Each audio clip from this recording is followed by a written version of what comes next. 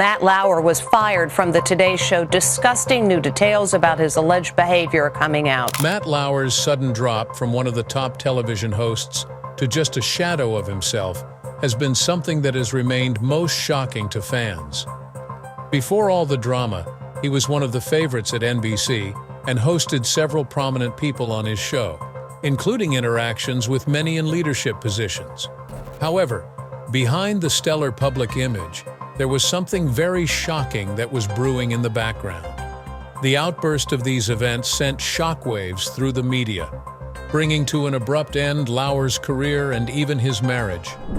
Join us as we open up the reason behind the tragic collapse of Lauer's career. Matt Lauer had been an icon of American morning television for years.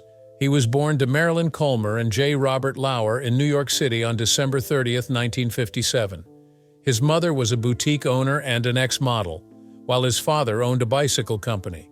Raised by a family full of entrepreneurs and creatives, Lauer had early interests in communication that would later become the bedrock of his illustrious career. Born in the suburban town of Greenwich, Connecticut, Lauer had quite an unremarkable childhood. In his teens, however, his parents divorced, an experience so overpowering it scarred his perception and provoked an independent urge in him to be successful. Graduating from Greenwich High School, he attended Ohio University in Athens, Ohio, first as a business major.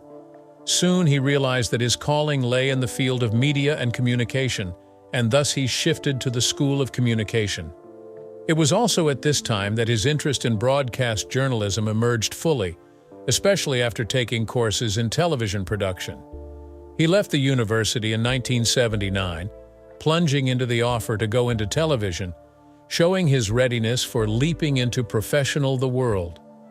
As a matter of fact, it was in 1997 that Lauer actually went back to Ohio University for his degree, graduating with a bachelor's in communication, a fact that is much later and underlined his belief in education as he urged young professionals to chase their dreams.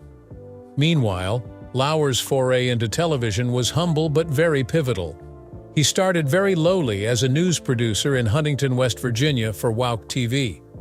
It was there he transitioned from behind the camera to an on-air anchor, anchoring both their 6 p.m. and 11 p.m. news. That experience provided him with the great opportunity to develop all of those skills anyone needs to broadcast. Lauer's professional career began in the early 1980s, anchoring and reporting from several small markets, including Providence, Rhode Island, and Richmond, Virginia. That charisma and that good vibe with the public gave him an extra boost to unlock the doors in more significant markets. His big break came when he was chosen to host the nationally syndicated news and lifestyle show, PM Magazine. In the 1980s, Lauer did stints in several cities, including Boston, Philadelphia, and Providence with the show. Lauer's work in PM Magazine brought him to the notice of scores of viewers and crystallized his reputation as a charming, multi-talented host. The show had him report on everything from entertainment pieces to human-focused stories, further solidifying his adaptability to form the basic foundation required for transitioning into morning television. Lauer's association with NBC began in 1992 when he joined as the co-anchor of the live talk show Today in New York, which was a local program aired on WNBC-TV, NBC's flagship station. His imposing demeanor and professional presentation did not go unnoticed by the network chiefs and solidified his place with the station. In 1994, Lauer started substituting as an anchor of NBC News at the Today Show and hosting for Bryant Gumbel and other anchors, impressing the audience and producers alike. By 1997, he was already hosting with Katie Couric as his partner in the show. His work at the Today Show placed him among the most well-known faces in American television. Being the co-anchor of this program, he contributed much to making it #1 among morning news programs. He had natural chemistry with the guests, sharp interviewing skills, and smoothly handled breaking news, turning him into an audience favorite. In his 20-plus year-long career, Lauer had interviewed heads of state, U.S. presidents, world leaders, celebrities, and personalities of influence. He covered historic events such as the 9/11 attacks, presidential elections, and the Olympic Games, among other events that show him as a credible journalist. He hosted the Where in the World is Matt Lauer segment, which was some sort of travel series where he could report from almost any part of the world, which was pretty much exotic, showing him to be quite adventurous. At intervals, he had earned criticism for how he handled certain interviews. An example is an interview that he conducted during the 2016 election with Hillary Clinton, when he drew criticism for perhaps being a little too tough on the Democratic nominee. Despite the challenges with his career, he rose through the ranks to arguably be one of the most powerful figures in broadcast journalism, over 2 decades of tenure in television, influencing ways to which Americans accustom themselves to both news and entertainment.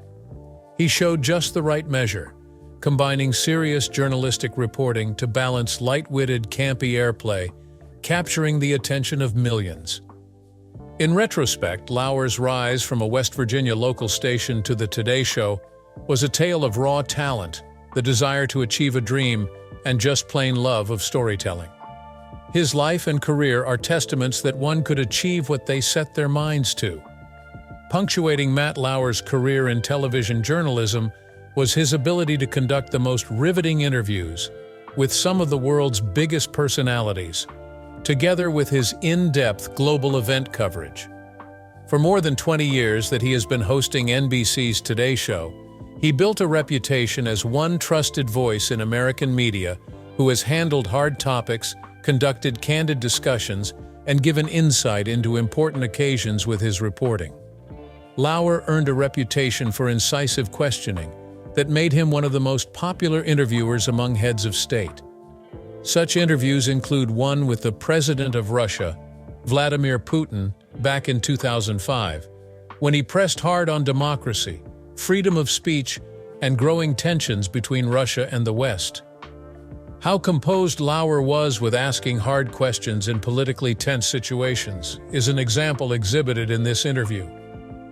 In 2012, Lauer sat down with Barack Obama during the U.S. presidential election to discuss economic conditions and foreign policy matters.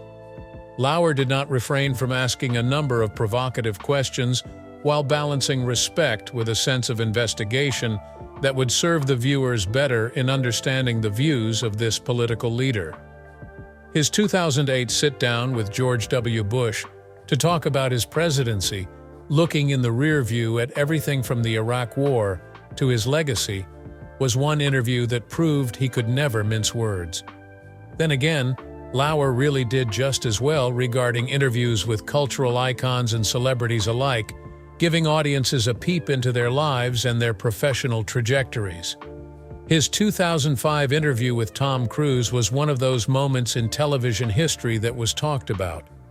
In fact, during the heated argument, Cruise lashed at psychiatry and the use of antidepressants, leaving many talking. It was that persistence with which Lauer pressed Cruise for his opinions that made this interview iconic, showing his journalistic rigor. In 2009, Lauer held a session with Angelina Jolie for a very emotional interview about her humanitarian work and her personal life. The interview highlighted advocacy by Jolie and also showed how Lauer can move through dimensions of gravity and personality in an interview. Other memorable interviews include an interview with Prince William and Prince Harry back in 2012, where Lauer asked about their lives in the royal family, their mother Princess Diana's legacy, and their charitable pursuits. It was a conversation that doesn't often happen, and it spoke volumes to viewers around the world. Lauer is also famous for his political interviews, among them, the coverage of the 2016 U.S. presidential election. One interview with Hillary Clinton became highly contentious, in which Lauer pressed Clinton on using a private email server while serving as Secretary of State. Though there are mixed reviews of this interview, what underlined Lauer's performance is a tendency to ask questions, even though it can be tough to do so in high-pressure situations. In the same election period, Lauer interviewed Donald Trump about national security and strategies that touch on his campaigns. This reflects a determination by Lauer to make sure that the public is enlightened in holding these candidates accountable. Another coverage that defined Lauer's career is his profound coverage of the Olympic Games. which reached an unprecedented level. First doing it for NBC with the 1998 Winter Olympics in Nagano, Japan, he became the ever-friendly face of NBC to a wider world audience, mostly while co-hosting opening ceremonies and reporting in great depth on major events. Lauer, along with Katie Couric, covered the Games from Turin, Italy, during the 2006 Winter Olympics. The banter and remarks added a sense of humanity to the pageantry of international competition. In 2012, Lauer was a steady presence through the triumphs and controversies for Team USA during the London Olympics. Lauer sat down with gold medalists, including swimmer Michael Phelps and gymnast Gabby Douglas, to get a look at the emotion and story behind the victories. What Lauer did during the coverage of the Olympics was much more than covering the sport. He goes deeper into what the host city brings, both culturally and historically speaking, to the Games for far greater understanding. He was in Beijing during the 2008 Olympics to cover changes in the city and how political undertones may influence holding such an event. Along with high-profile interviews in the Olympics, Lauer showed his journalistic depth in times of crisis for the nation. Especially remarkable was his coverage of September 11, 2001. On this day, Lauer happened to be on air during the time the plane hit the Twin Towers. His calm demeanor amidst all that chaos served to provide viewers with updates and context. In 2005, Lauer reported on the aftermath of Hurricane Katrina, going down to New Orleans to cover the destruction and the federal government's reaction. He captured the people's plight, showing it was such a huge-scale thing the whole nation had to act upon. His career is also heavily comprised of significant international reporting, often bringing global stories to an American audience. In 2014, he traveled to Sochi, Russia, to cover the Winter Olympics. This was a coverage that did not shy away from controversy over human rights and the treatment of LGBTQ+ individuals by Russia. Equally effective was his work in the Where in the World is Matt Lauer segments, where he reported from Bhutan, Dubai, and the Great Wall of China. This was a combination of travel, culture, and journalism. His ability to nail big, exclusive interviews sealed Lauer as one of the best. In 2014, he interviewed Joan Rivers just months before her death about her legendary career and how she had impacted comedy. The conversation in many ways became a reflection of Rivers' life and legacy. In one session, Lauer sat down with Charlie Sheen in 2015, where he told the world he had been living with HIV. It went on to become an interview widely credited for treating the subject with sensitivity toward the stigma attached to such a disease. In a long, glittering career, Matt Lauer has brought a singular combination of charisma, professionalism, and depth to interviews and event coverage, sat across from world leaders and celebrities, reported live from the Olympic Games and from disaster zones, and showed an ability to adapt to varying challenges. While his career ended amidst controversy, the contributions Lauer has made to broadcast journalism still remain a testament to the skill and influence he had during his years in the limelight. His interviews and big event coverage are indeed the heritage that shows the perennial power of television journalism to inspire, engage, and link audiences across the globe. Matt Lauer's dazzling career as one of the most recognizable television journalists, however, came to a close with allegations of misconduct back in November 2017. He was among the dominant faces on NBC's Today Show, and the case against him was high profile in the #MeToo movement. It gave rise to the accusations that led to the end of his career, after decades, which cast a long shadow over his legacy that once was a celebrated professional life, transforming it into a cautionary tale about abuses of power and workplace misbehavior. The announcement of the termination by NBC on November 29, 2017, came after the network reportedly received a detailed complaint from a female employee about inappropriate behavior during the 2014 Winter Olympics in Sochi, Russia. In a memo, NBC News chairman Andrew Lack said the complaint was credible and indicated the incident was not a one-time misdeed.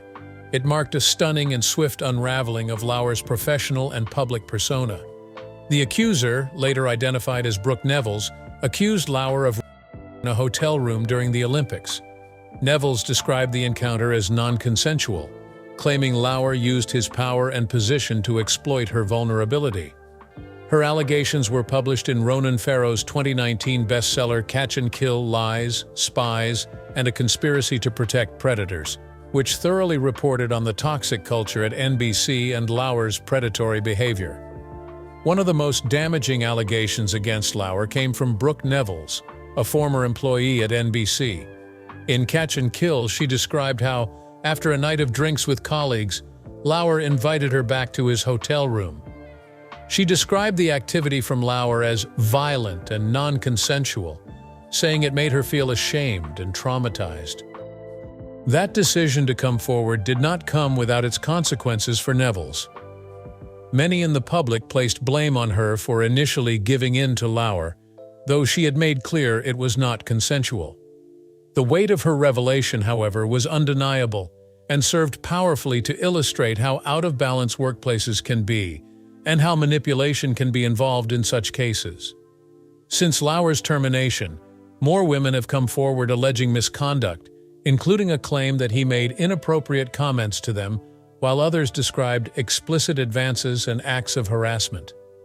Accusers included Addie Zanoni, a former NBC production assistant who described an affair with Lauer in 2000 that she said was profoundly destructive because of the power involved. Zanoni also wrote about the emotional and professional consequences the relationship left on her, further depicting hostile conditions for young women presented by Lauer's activities. Furthermore, it was reported that Lauer had a history of inappropriate behavior at NBC, including sending explicit text messages and gifting with explicit notes to colleagues. These revelations painted a picture of a workplace culture where Lauer's behavior was either ignored or quietly tolerated by those in positions of authority. Investigative reporting by Ronan Farrow in his book Catch and Kill proved instrumental in revealing systemic failures that had allowed Lauer's behavior to continue. Farrow detailed how NBC had allegedly tried to squash stories about Lauer, as well as other instances of misconduct within the network. Along with several others, the story of Brooke Nevels featured in that piece and extensively outlined Lauer's behavior. Farrow then implicated NBC for protecting Lauer and taking more care of their smudge-free reputation over taking better care of their employees. The book Catch and Kill did even more to deepen the outrage against NBC's missteps. The allegations against Lauer and his eventual sacking basically ended his career in television. Once a staple in American homes, he had turned into an outcast from the world of media. NBC scrubbed him out of their promotional material, and he was promptly shunned by his old colleagues and contemporaries. Shortly after his termination, Lauer issued a statement apologizing for his behavior while denying some of the allegations. He has written an open letter denying the rape allegation and said the encounter was consensual after Nevels published details about her experience in the book Catch and Kill. This did little to change people's perception of his behavior and was seen by many as an attempt to shift the blame. The after effects of Lauer's wrongdoing did not just affect his career. NBC was under intense scrutiny regarding how it handled complaints and the workplace culture that allowed this to happen. Some critics felt the network was turning a blind eye toward Lauer's actions, and even went so far as to suggest high-ranking executives knew of his behavior, but chose to protect him because he was such a valuable talent. The controversy led NBC to make changes to ensure that such an event would never occur, including compulsory workplace training and the reviewing of its internal policies. But these, if at all, hardly mitigated the long-term damage done to the network's reputation. Lauer's case became emblematic of the #MeToo movement, an uprising that brought to light the issue of across industries. His fall showed the strength of speaking out to survivors and the accountability of influential figures in position. The Lauer revelations also spurred wider conversations about the imbalance of power in workplaces, particularly in industries like media and entertainment. To many, his story served as a reminder that even the most trusted and beloved public figures could abuse their positions behind closed doors. Since his firing, Lauer has stepped away from the public eye. There were reports of personal chaos, including a divorce from his wife of 20 years, Annette Roque, in 2019. The two had been separated since the accusations went public, and their divorce was another example of how the scandal had turned upside down Lauer's personal and professional life. Ever since then, Lauer has maintained silence, making few periodic appearances in public, in an attempt to put his life together. However, the damage to reputation was irreparable. Matt Lauer's tumble from grace is one of the most dramatic in television journalism history. From trusted voice and interviewer of great skill to allegations of and abuse of power that would define his legacy. The scandal ended his storied career, while also acting as a loud wake-up call for the media to seriously begin confronting claims of harassment and accountability so pervasively present. For many, it was indeed a cautionary tale of what happens when power is not curtailed. Matt Lauer's marriage to the former Dutch model Annette Roque was supposed to be a sure thing in the bling-bling of his high-profile life. But long before his 2017 scandal, their marriage showed cracks. The public disintegration of their marriage following these allegations underlined not only the issues that were there in the marriage, but also magnified the turmoil for their family, including their 3 children. Matt Lauer and Annette Roque met in 1997 and very rapidly became among the most glamorous couples around in media circles. Married in 1998, they held a very lovely wedding on Long Island, New York. Roque transitioned from her modeling career to a far more quiet wife and mom kind of role. The couple had 3 children, a son, Jack, born in 2001, a daughter, Romy, born in 2004, and another son, Thies, born in 2006. To outsiders, their family life seemed picture-perfect. The Lauers were frequently photographed on holiday and spending time together at their sprawling estate in the Hamptons. But beneath the surface, strains in their marriage began to emerge. There were even rumors of his marital infidelity and friction between the two, even prior to the scandal that brought him down. Lauer's career often kept him away from home for extended periods, and rumors of his alleged affairs with colleagues and others in the media world circulated. The rumors were fed by Lauer's public image as a charming and charismatic figure. Annette Roque, by contrast, was a private person who preferred a quieter lifestyle. Friends of the couple suggested that their differing personalities and lifestyles often caused tension in their relationship. One of the most dramatic moments of tension occurred in 2006, when Roque filed for divorce while pregnant with their youngest child, Thies. In her filing, she cited cruel and inhumane treatment, alleging that Lauer had exhibited controlling and dismissive behavior. In her complaints, Roque declared that Lauer is not committed to their marriage and family life, which has caused her to feel unsupported and alienated.